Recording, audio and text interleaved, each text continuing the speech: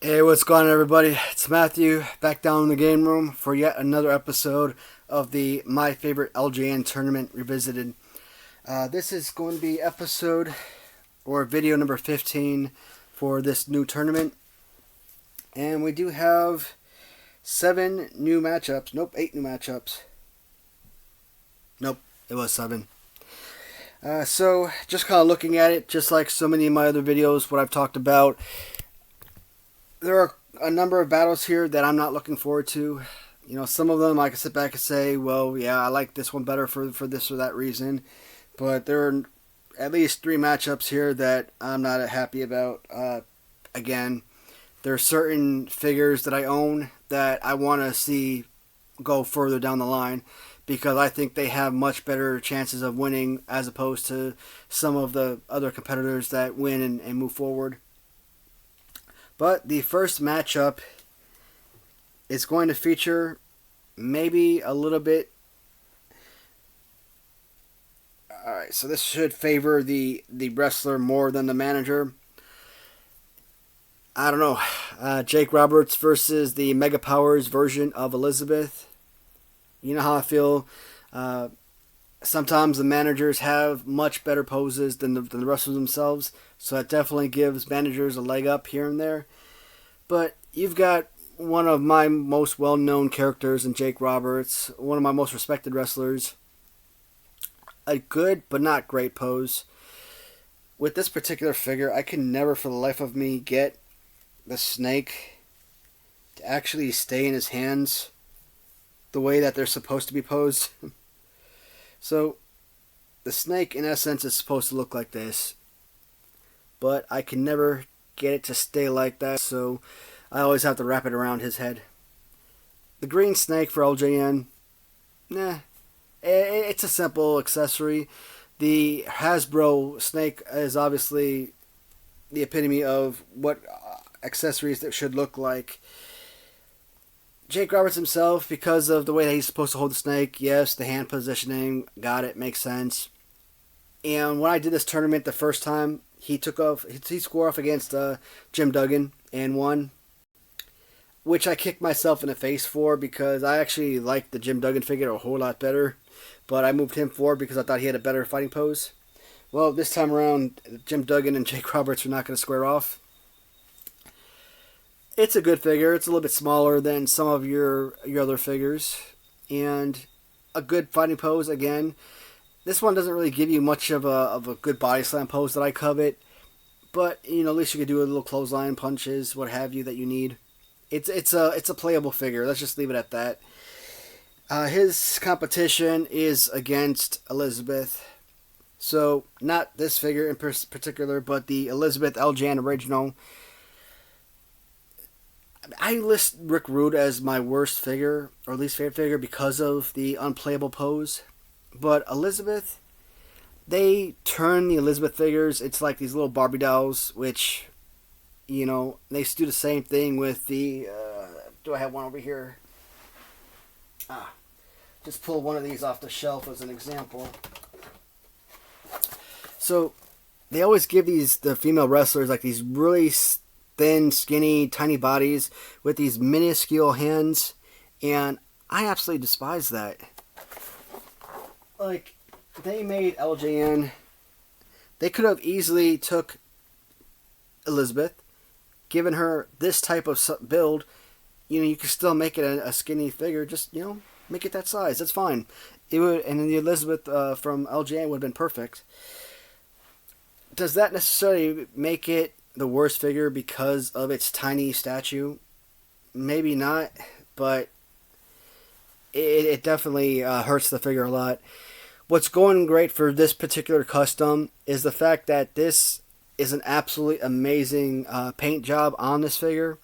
Not only did they do a great paint scheme, changing up the colors to reflect that of Hulk Hogan and having alongside Macho Man for the Mega Powers, they add on this little extra rose accessory for the shirt, which is absolutely fantastic.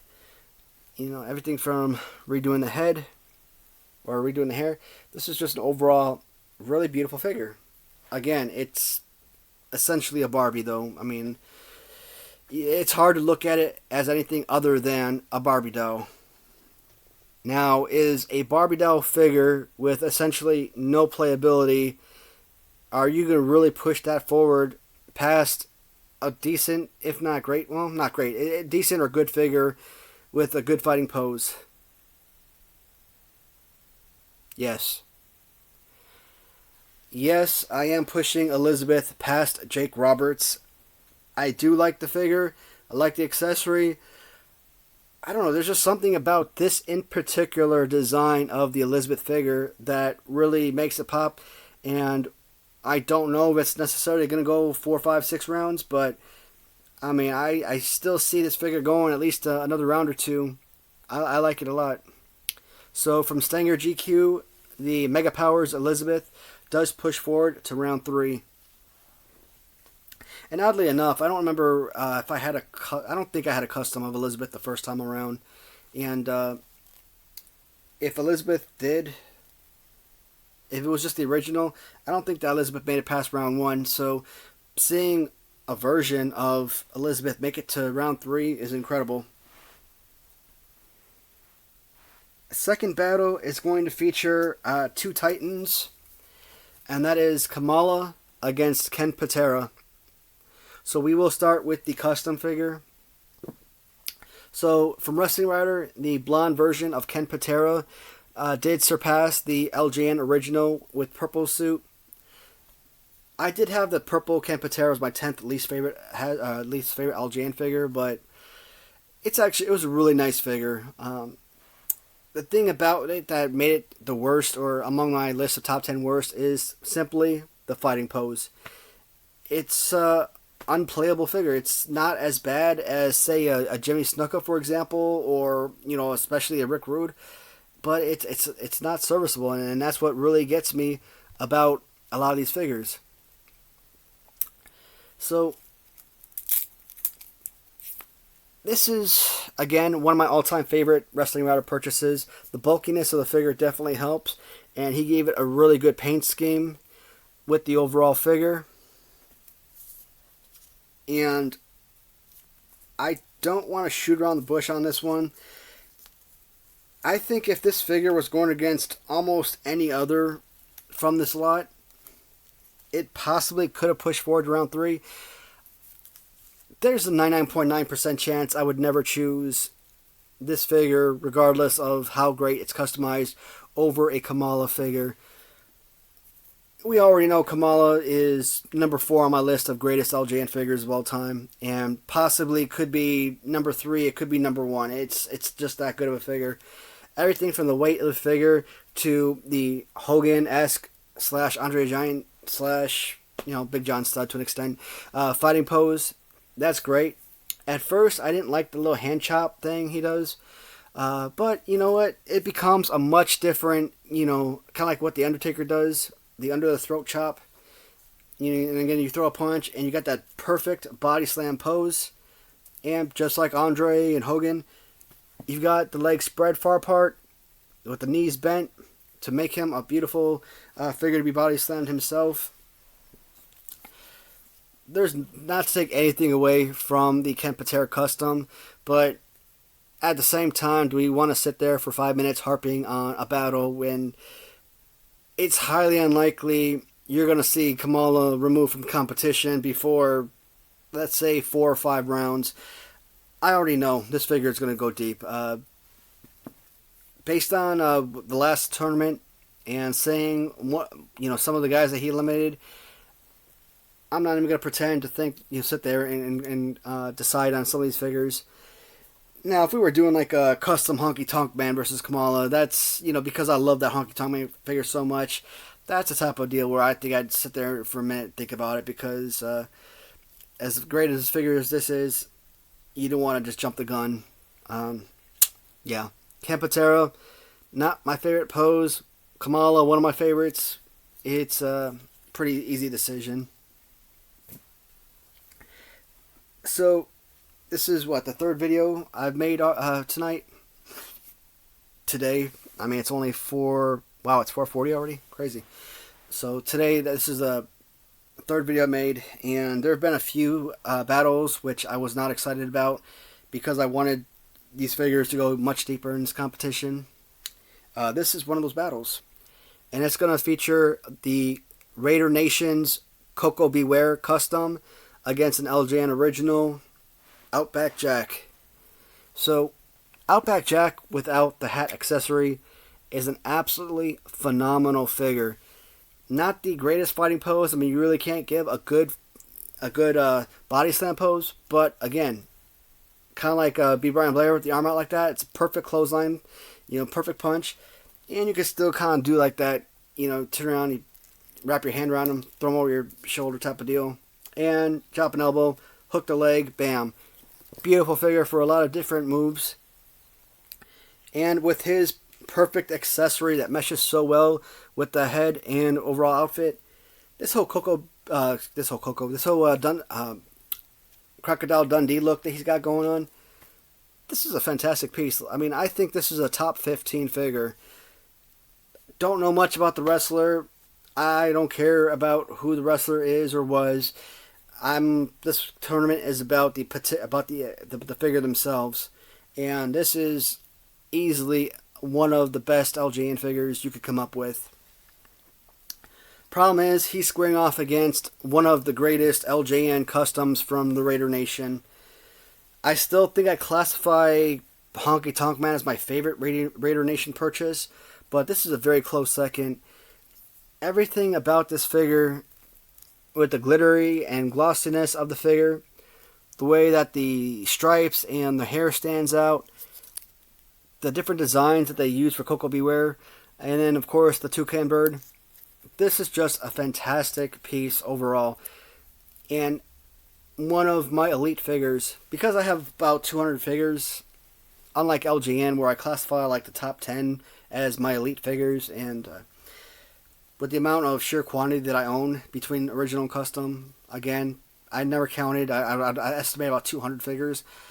I think if I would make a list of like top 25, maybe 30 figures, I would consider those 30 figures to be my elite figures among my collection. This to me is an elite figure. But he has a decent pose for playability. You can make do with that. Is it the best? No. You can make do with it, but it's a lot of pretending, whereas there's really no pretending here. Outback Jack has a much better pose, and definitely, like I said, one of my favorite figures from the line. This is another opportunity that allows me to push an original past a custom. I always prefer originality over customization. I just can't do it. Outback Jack out after 2 rounds. Like I said, that hurts. It's a favorite of mine, so it sucks to have to say goodbye to another amazing figure so early in the competition. I mean, a couple videos ago we pushed Piper to the 3rd round, but you're telling me Outback Jack is out after only 2 rounds? It kills me, the way that it's set up. But come on, the Raider Nation, Kenny Lester, he always stencils his little initials on there. Well, shoot, this one's starting to fade now, which sucks, but Kenny Lester made this one for the Raider Nation. Absolutely amazing. Coco Beware Custom moves forward to round 3. So the 4th matchup of this video, and this is an interesting one. It's going to be Vince McMahon squaring off against Bam Bam Bigelow. So, I actually did have this exact matchup in my last tournament. I don't remember if it was round 1 or round 2. I'm thinking it was round 1. When these two squared off. Whether or not I make the same decision this time around, I guess we'll have to wait and see. So we'll start with Bam Bam. Again, while I resituate myself. Ooh, that hurts. Okay, much better. So, Bam Bam Bigelow. One of my favorite comedies is Major Payne. I mean, when Bam Bam is hired to beat up Major Payne, and he shows up, he played that role to perfection. I mean, he was just awesome in that movie. You always think of Bam Bam Bigelow as like being like this really big, tall, buff guy, but then you look at him against some of the other like giants around him, and it's like, man, he like pales in comparison. Like the last time I had him up, I discussed the SummerSlam '87. No, I keep calling it SummerSlam. Survivor Series '87. It was Ken Patera, Hulk Hogan, Don Morocco. So let's see, Bam Bam Bigelow was number 4, and Paul Orndorff was number 5. And they took off, square off against Rick Rude, Andre the Giant, I believe Ron Simmons. If it wasn't Ron Simmons, it was Butch Reed. I think it was Butch Reed, actually. So Butch Reed, Andre the Giant, Rick Rude, One Man Gang, and King Kong Bundy. And after Hogan was eliminated, it was down to Bam Bam Bigelow. And he's standing outside of the ring. Pulls on the ropes, jumps over the ropes, lands on King Kong Bundy, pins him. Then is absolutely tore up by One Man Gang before he pins him, and then he's eliminated after getting tossed around by Andre the Giant. But I mean, to me, that was just such a fun match, and I get it, it's scripted and all, but you don't want to look at it as being a scripted match. You want to look at it as being realistic, and so all you can think is, man, this man did everything he possibly could to win that match, but you have a pretty big guy, but you put him against Bundy, and then One Man Gang, and then Giant, and then they just tower in comparison to him, and you think it's a pretty big guy, but maybe not as big as you might expect. And of course, I kind of remember when Bam Bam Bigelow first came in, because I always used to remember him like doing little cartwheels around the ring. I don't know if it was LJN or Acclaim or who did it, but there was an old wrestling game I think I had for Nintendo or maybe Super Nintendo. I don't remember. Nah, it had to have been the Nintendo. And that's part of what he does. He comes into the ring and he does cartwheels. So Bam Bam Bigelow is one of my oldest memories. Absolutely love the character. Love the figure. About 90% of it. Until you get to the arm positioning of the figure. Like so many others, that always kills it for me. Because he does have this arm up a little bit more, and does make it a little bit better than, let's say, a Ted Arcidi, for example. But it's just not the best play figure. And what I talk about when I talk about wrestling, I talk about my childhood. And other than Hulk Hogan or like Mean Gene Okerlund, Ultimate Warrior, Vince McMahon, the commentator, in my opinion. I've never thought of Vince McMahon as owner of the WWF. I've never thought of McMahon as, a wrestler. I've only ever considered him commentator. That, to me, that's, where I love Vince McMahon, and that's where, my affection for the man always will stand. Everything that's happened, post commentary days, I don't know. Like when he won the 99 Royal Rumble, I bought that video, I watched it, and it was stupid. I mean, he wasn't a legitimate winner. He comes in at like number 1 or something, and then you have like Austin coming at number 2 or vice versa.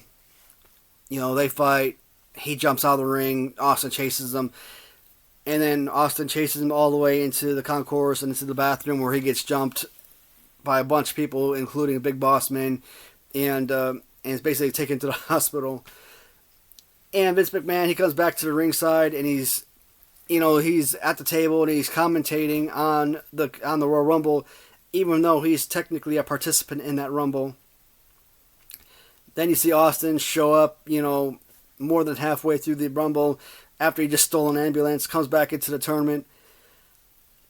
At the end, Austin, he throws out McMahon. McMahon doesn't go down. He comes back in, tosses Austin out, and he wins it. I'm like, this is not... There are people who come into a Royal Rumble and they hide underneath the ring. That, to me, is kind of like what this guy does. The figure itself is beautiful. The backstories kind of make the figures seem a little bit more interesting than they could be or should be. I don't know. It's a beautiful figure. I really enjoy this. So I am changing things up. The first time I did this video, Bam Bam Bigelow defeated Vince McMahon. But not this time.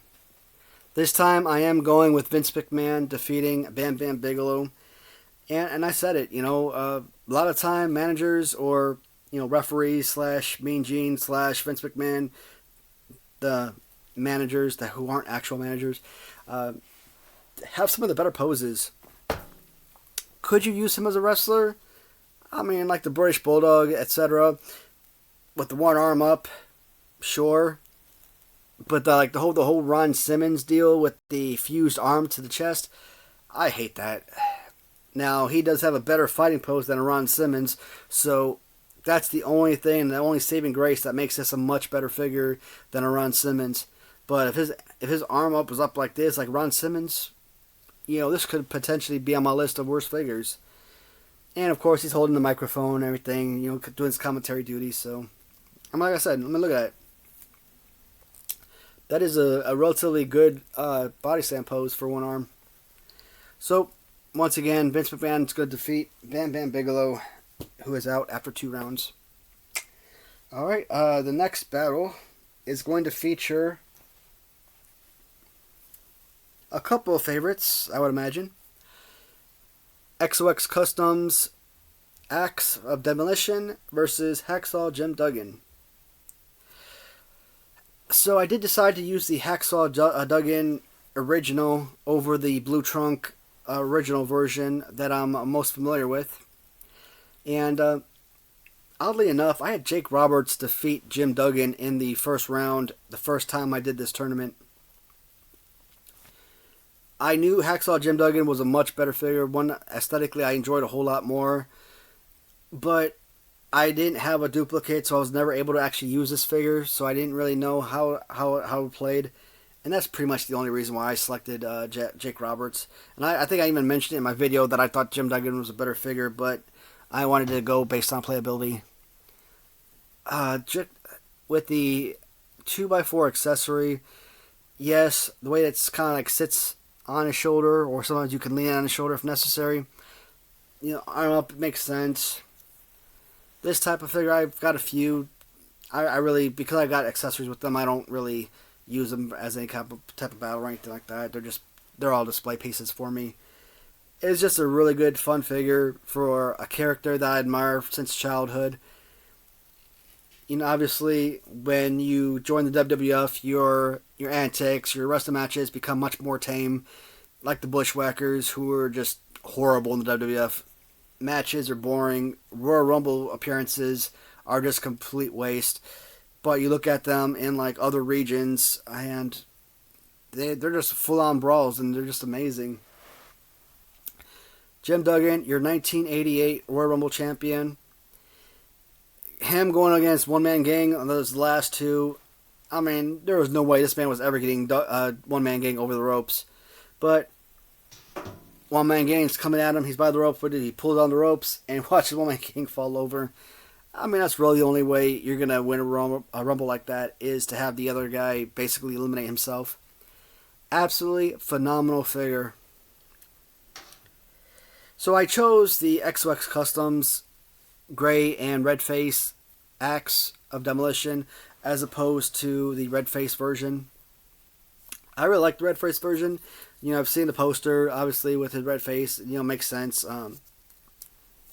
But again, when I look at these figures, I always kind of gravitate towards the version that you see in Hasbro. And that exactly is the Hasbro version. Like Jesse Ventura, I am not in love with this whole arm pose. I absolutely hate it. If they took the hand and, again, moved it forward as opposed to sideways like that, I mean, still bad, but it would make it a little bit better. At least you could throw an actual punch and not do these little sideways punches. Yeah, you could do a one-arm tossover, do one-arm body slam, adequate, DDT here. It's a playable figure, just like Jesse Ventura. Not the most enjoyment out of the figure play-wise, but, I mean, if you're a kid, you could still make use out of it. Aesthetically, Demolition would always just crush majority of the figures out there, because the vest with all the spikes, that right there, along with the straps of the chest, from a display point and from a design point, the demolition figures are probably about the most elite figures you're going to find in the entire collection, either my customs or original versions. Based on that alone, yes, you can see this figure go very far in this competition. If there's 7 rounds, you might see him go 5, 6 rounds. If there's 10 rounds, you might see him go 7, 8 rounds. It's possible. I do like the Duggan pose a whole lot better. Obviously, the accessory truly helps, and it gives him a strong potential to move forward to the next round. But is he going to move past Axe in this battle? And you guys will notice I'll talk a whole lot longer about certain matchups when I really don't have a definitive answer. You know, like Patera versus Kamala. I pretty much talked about them for about 32 seconds and then called it a day. With this, I'm going to be going back and forth because even as I talk about them, I don't know. I still don't know who I would choose. This is a very tough competition. And I actually thought that the Coco Beware and Outback Jack was a tough choice, but I didn't realize how hard this one was going to be to choose a winner. I don't want to sit here stare at the screen for 20 minutes, so I will have to pick somebody. I think I'm going to go with Axe. Again, I like Jim Duggan better fight-wise, but with the aesthetics of the figure, it's just too good to pass up. And like I said, I think that because of those aesthetics, this figure could go very far in this competition. I'm trying to think if I had this figure. Yeah, I would have, because I wouldn't have done the tournament without having all the figures. But I don't know if I had this one or if I had just the red face version in that tournament. Anyways, I don't remember where they were eliminated, but again, different times, different opinions. You know, what's my favorite saying? You know, what I covet today will not be as well received tomorrow. So, you know, I could look at this Hulk Hogan and say, this is the greatest figure of my entire collection today, and then tomorrow do a video of my top 10 figures and then put this at like number 10. So, you know, it's things change over time. And I do bring up Hulk Hogan because he is part of the next battle. And I can never get the Honky Tonk Man off of this stand. So every time I bring up Honky Tonk, I always have the stand attached to it. I guess I could, but he's pretty stuck in there, and I'm happy with that because that way I know he's not going anywhere. You know, a lot of the figures with these stands, you know, they're always like, yeah, or falling backwards. Even with the stand, you still got to, you know, lean them up against somebody. So this is a really good one, and I like this one. Here's another tough choice. Again, we got these last 3 battles are, well, between the Hacksaw Demolition, between Coco Beware and Outback Jack, and now between the Hogan from Series 5 custom figure and Honky Tonk custom. You talk about some impossible choices, because these are all figures that I'm dying to see go 4, 5, 6 rounds. And when you're having to eliminate these guys in round 2, I truly believe round 2 is going to be the toughest of all of this entire tournament. Round 1, I pretty much went through that with pretty much ease. I had a few battles here and there that were pretty tough for me to make a selection. But overall, I think I pretty had an idea of where I was going to go. And because we were limiting customs and originals, something was moving forward to the next round. Round 2 is, to me, is really where it begins, and you're getting rid of possibly your top figures from there. After talking about the figures 2 times over, by the time you get to round 3, then round 4, etc., you're pretty much going to have an idea of where you're going with it. That's not always the case, but sometimes, sure. So we'll start with the Hogan. Again, the last white shirt Hogan original went through 6 other figures, original / custom, and made it to the last battle with this version before this version finally defeated the original white shirt Hogan. And I liked it for a lot of reasons. Obviously, the uniqueness of the figure definitely helped. It's not just the white shirt with like maybe white trunks, yellow trunks, red trunks, etc. They give it the kind of like this light baby blue color throughout both boots and trunks, knee pads and shirt matchup, and just I like the design of the American made. So again, this is just a fantastic figure. Display wise, this is the greatest LJN figure ever made. Display wise. Playability wise, this may not crack the top 30. This may not crack the top 40. So a Terry Funk, which isn't exactly a favorite of mine, I consider it to be a Terry Funk or maybe even a Macho Man to be better than this figure based on playability wise. Again, these were like special figures. As you know, LJN pretty much stuck with one figure for the most part throughout its entire line. Yes, they came out with variants of, SD Jones, or variants of Kirshner, variants of Jimmy Hart, and then you have Tito Santana on purple and Tito Santana on white, etc. But remaking two different versions of Hulk Hogan, and who else better than Hogan? I mean, Hogan is your franchise. It's such a perfect figure, display wise, but you could definitely use this as a wrestler. Boot to the face, run against ropes, drop a big leg on him, and then you hook the leg here. It does have its purposes. I mean, it's definitely a playable figure. It's just not, as far as playability goes, just not the best. And he squares off against a Honky Tonk custom from the Raider Nation. That at one point when I was doing my last tournament, I thought this one was going to win the entire tournament. Every time I brought this figure up and he did battle with someone else, I just harped on the figure like crazy. And I do think that this is going to be a figure, once again, that goes very far in the competition. Does he win the tournament this time around? You know what? Like I said, things change.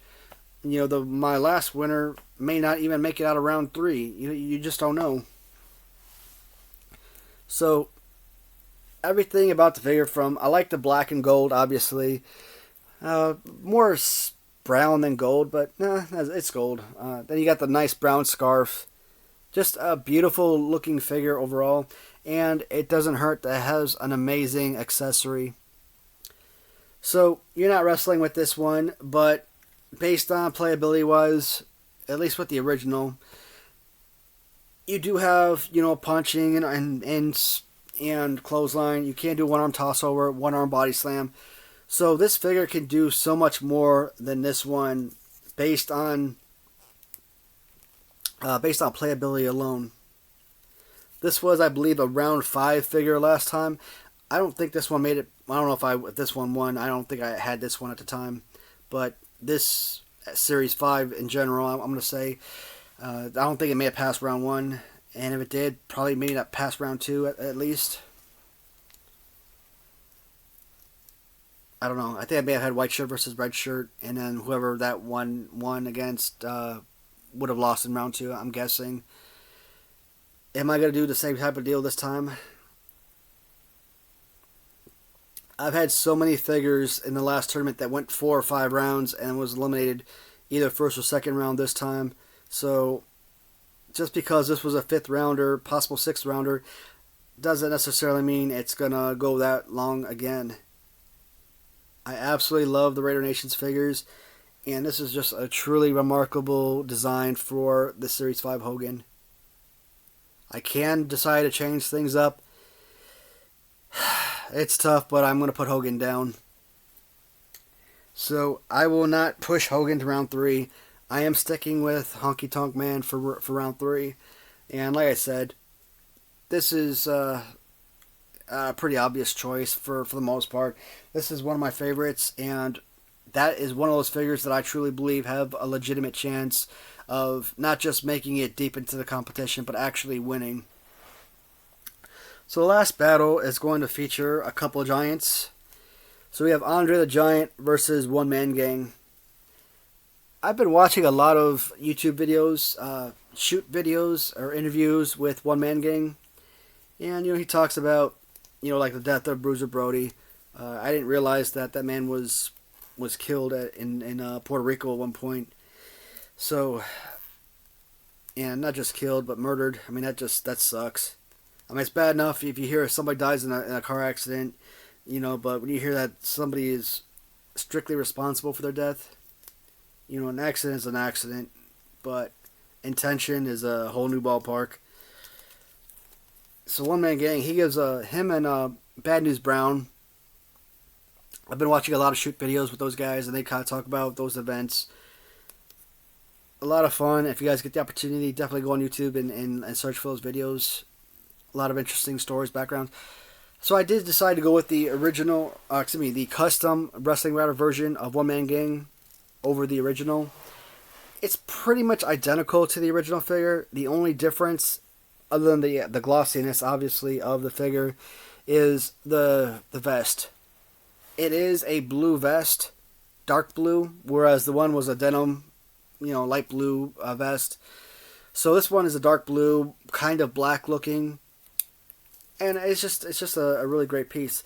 And he's got like this little, sticky thing on here that's supposed to keep the belt in place, but it lost its stickiness. I mean, it's still hanging tight to the figure itself, but just not the belt. And the way like figures like Abdullah the Butcher or the One Man Gang, the way he has them, the belt's kind of situated to the figure as part of the overall design, not just draped around like such. I mean, that's so huge. Like Kid Patera, man. I mean, with the arms like that, there's so many positive figures out there with such great looks, but their playability wise is so terrible that it's just really hard to really get a really keen opinion about a figure. I could say all day that this is an aesthetically pleasing figure, but would you say do you love the figure? And I can't say that I love the figure because of that pose. Now, when someone like Wrestling Wire does these remakes on these figures, obviously you can't fault a customizer for not changing the original pose of the figure. Paint jobs, custom upgrades here and there. I mean, that right there is what is making it a new figure. And it's definitely a great figure, one of his best work. And he's got 1,000 different figures I bought from him, so I'm pretty sure I could say that about all of his figures. Just don't like Kamala and Ken Patera. I just don't see it happening. I just can't fathom pushing it forward. I mean, we've got Andre the Giant Blackstrap. So, Andre the Giant from Series 1 was eliminated earlier here in Series in Round 2. I believe Series 2 Andre did push forward, and that leaves Andre number 3 or Andre Series 6 to do battle. Now, this one actually came from Wrestling Router as well. Again, it is a blue trunk original where they just did a custom paint over the chest to make it a black strap. What's unique about the figure is he also added like these little sideburns to the figure. Try to make it a little bit more lifelike in reality.